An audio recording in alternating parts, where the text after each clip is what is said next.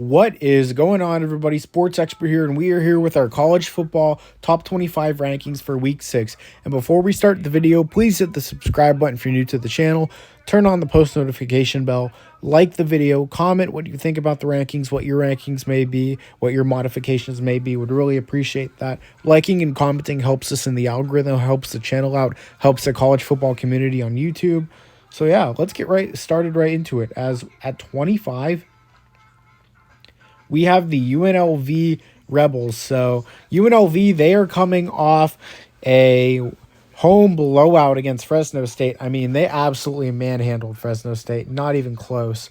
Malik Williams made his first start for the team since Matthew Sluka's departure, and it went as well as you could imagine for the Rebels. So defense was on fire. They had Mikey Keene. Mikey Keene just hasn't played well this year, and UNLV was able to take advantage of it. And they're now 4-0 under Barry Odom, who's done a heck of a job there. They're going to have to hope they don't lose him sooner than later because he's been a blessing in disguise. And I say that because, UNLV fans were not too thrilled with this hire when it happened, but has he been an absolute diamond in the rough for UNLV? So UNLV, they're looking good. Malik Williams, he can run, he can throw. Very solid performance all around for this team. At 24, we have the Illinois Fighting Illini. They were coming off a 27 loss at home on the road at Penn State. They were in that game for a bit, at least into the fourth quarter. They were up 7-0 early. Were down 14-7, I believe, entering the fourth quarter. But Penn State kind of just ran away with it, and Illinois just didn't have an answer on offense. Very well-thought game plan by Tom Allen and company for Penn State, and Illinois just couldn't respond. Luke Altmaier threw his first interception of the year. He now has 11 touchdown passes and 1 interception. Still playing very well, but obviously not enough to go out and beat Penn State at Happy Valley. At 23, we have the Oklahoma Sooners. They are coming off a really nice comeback win at Auburn. So Auburn isn't anything special, but it's a good win for Oklahoma with Michael Hawkins now that Jackson Arnold's been benched. The defense still looks impressive, led by Billy Bowman and Danny Stutzman. Brett Venables doing a heck of a job there. It's just Oklahoma, if they're going to stay in these rankings, they're going to have to find more of an identity with their offensive game. And with the quarterback situation, it might be tricky. But as of now, their defense is carrying them and keeping them in the top 25. At 22, we have the Kansas State Wildcats. They are coming off a blowout win at home against Oklahoma State. They looked good in every facet of the game. They bounced back after the tough loss against BYU on the road. Avery Johnson looked good. The defense looked good. They just overmatched Oklahoma State, and they deserve a lot of credit for that. Give credit to Chris Kleiman, very good head coach, for getting his guys ready after a tough blowout loss against BYU.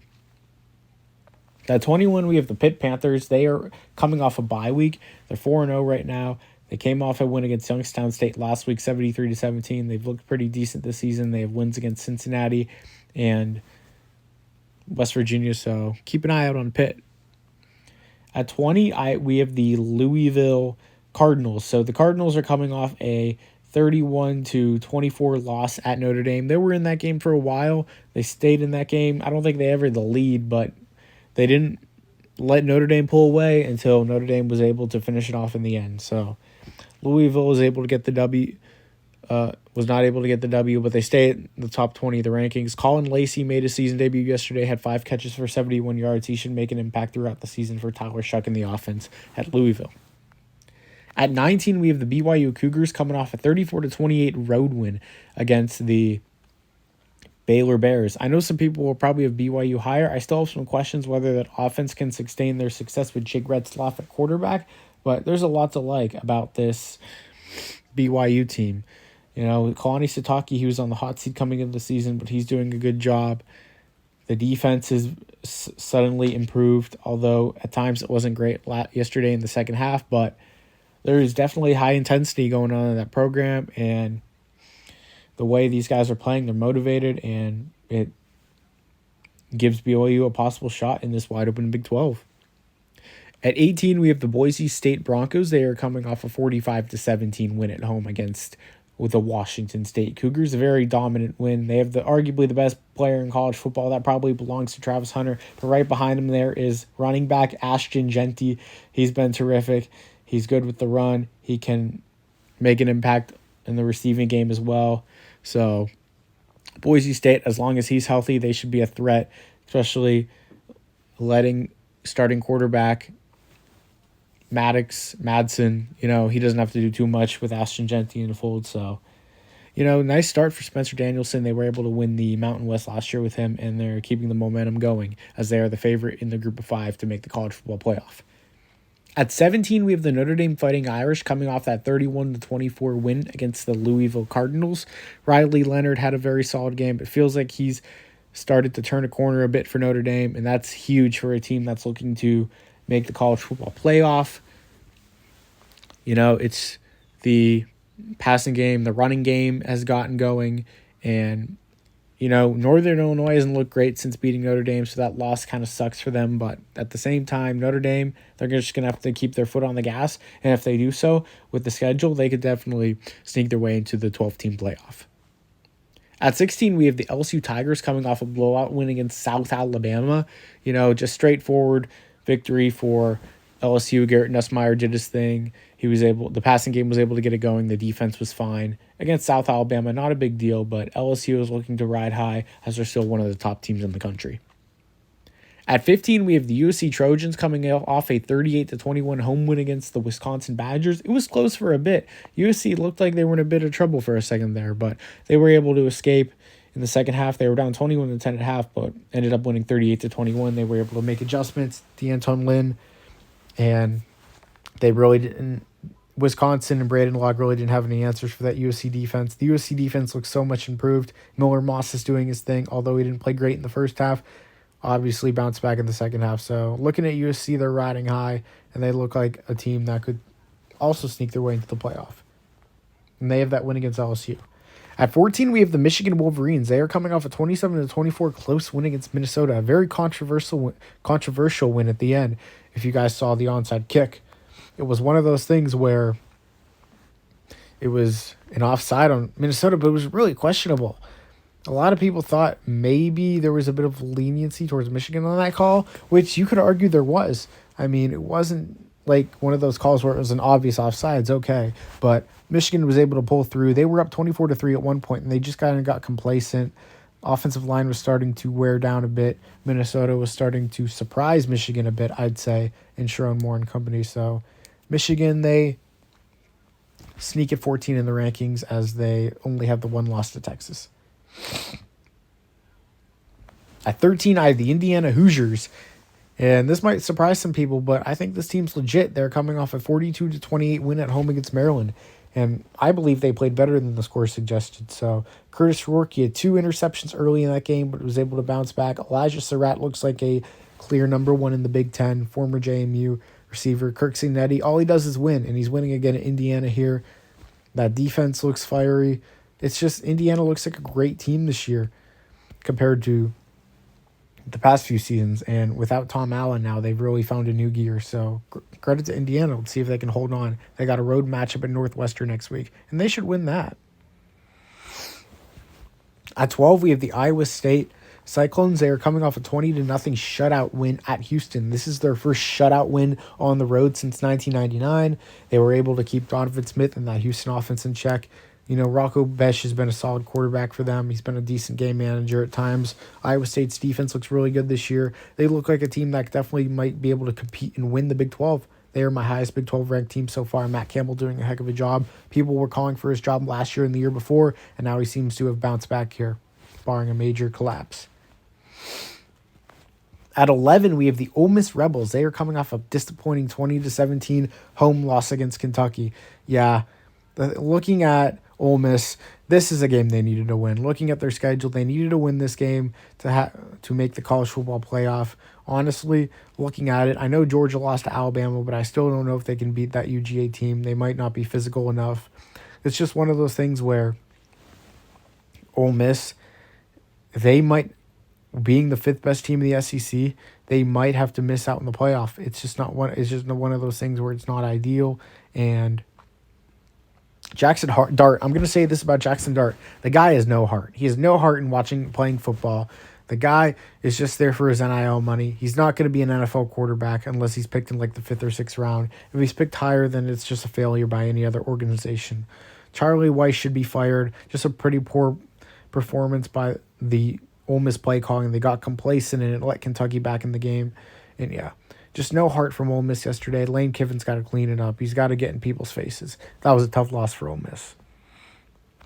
At 10, we have the Missouri Tigers, and they are coming off a bye week, so not much to talk about there. They came off the win against Vandy, very close win, as Vandy missed the field goal. They had that win against Boston College a couple weeks ago. Missouri's still riding high, but still a lot to work on for them, so yeah.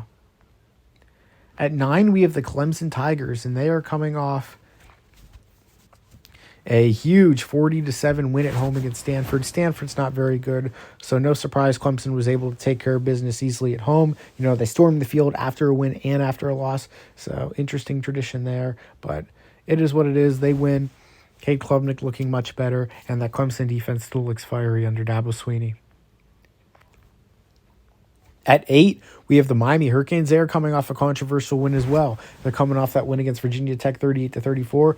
And yeah, I think you all saw the play at the end, the Hail Mary, whether Daquan Felton caught it or not. They said it was bobbled as he was going to the ground, and but the Miami player touched it out of bounds, so it was rolled an incomplete pass. So Miami, you know, it was the right call. It's a tough call to make, but it was the right call.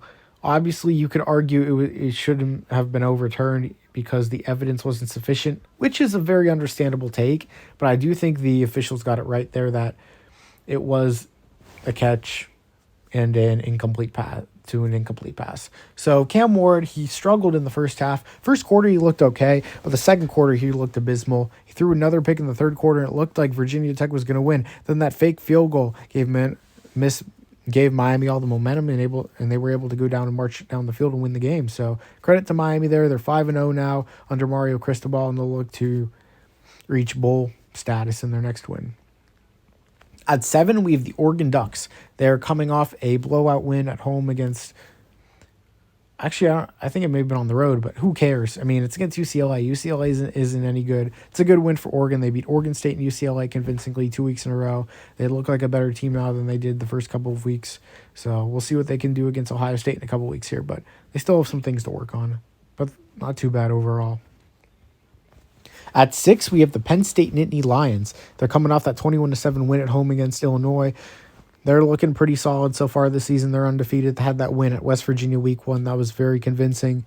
You know, Tom Allen has definitely done a really good job in replacing Manny Diaz, who's now the coach of 5-0 Duke.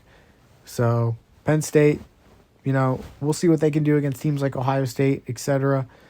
But it's going to be Penn State in the top 10 until they show they'll lose to one of those top opponents. That's been James Franklin's kryptonite for a minute now. So Penn State, who knows how comfy, don't get comfy in these rankings. Who knows how long it'll be. But yeah. And Drew Allar's playing solid football overall. At 5, we have the Georgia Bulldogs. They are coming off that loss against Bama. I can't even believe they almost came back in that game. Dylan Bell had that touchdown in the end. Carson Beck showed some life. Still not a great performance from him overall, but Alabama got complacent and gave Georgia an opportunity, but then Georgia's defense just gives it right back up to Ryan Williams. Incredible football player, by the way. So Georgia, they're down to 5. They almost lost to Kentucky a couple weeks ago, so it is what it is with them.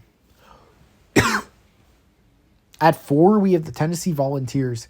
They are coming off a bye week, I believe, so not much to talk about there. Their last game was against Oklahoma. Very good performance there. And, yeah. So, Tennessee, they're in the top 4 now. Nico Amalieva looks terrific. And they'll keep the momentum going on offense. If the defense can still play as well as it has been, it's going to be tough to go out there and beat this Tennessee football team. They got a game against Alabama at home. That could put them to number 1 in the rankings. Then they got to go to UGA at some point, I believe, this season. So, it may not be too comfy for them, but they've got opportunities. At 3, we have the Texas Longhorns coming off a 35-13 win against the Mississippi State Bulldogs. Yeah, this game was close for a bit. Arch Manning, if Quinn Ewers was in this game, this wouldn't have been a close game. But obviously, Archie Manning has some things to work on as a redshirt freshman. There's still some things where you kind of want him to get this experience so he knows how to play in the SEC. So Texas, I mean, he looked up and down at times against UL Monroe. And Texas, they still look like a very good team. They still look like a contender. They got that road win against Michigan. But obviously some things to clean up after that Mississippi State game. At 2, we have the Ohio State Buckeyes coming off a 38-7 win on the road against Michigan State. They looked good once again defensively, forced turnovers. They're forcing more turnovers this year, it feels like. Will Howard doing his thing. The run game, Quinshon Judkins and Travion Henderson look solid again. But my number one takeaway in this game was Jeremiah Smith. He had a couple terrific catches, and him and Ryan Williams have really established themselves as the 2 best wide receivers in college football as true freshmen, along with guys like Tetairoa McMillan and Luther Burden. So Ohio State looks like a national title contender still under Ryan Day, and that's just a heck of a team. And at 1, we have the Alabama Crimson Tide, as they are coming off a win against Georgia. We know the score, 41-34. Terrific performance. If you took the over, congrats. Lots of points. I knew some people that took the under, just not an ideal bet there. But Alabama, they looked terrific on offense in the first half. The second half, they got complacent, but once they went down again, easy touchdown score. So Alabama, you don't got to get complacent like that again. It's like Ole Miss, they got complacent against Kentucky. Charlie Weiss, coach scared. Nick Sheridan, coach scared. So yeah, it's just one of those things you can't coach scared, whether you're up $1 billion or down $1 billion. So Bama gets the win. Kalen DeBoer is looking great. They don't look like they're taking a step back without Nick Saban. Very good football team here, and they are ready to win the national championship. But there will be a lot of other contenders here. So I appreciate everyone being here. Sports Expert here. Please hit the subscribe button if you're new to the channel. Turn on the post notification bell. Like the video. Comment what you think. I would appreciate that, everybody. Sports Expert here. I'm out, guys. Peace.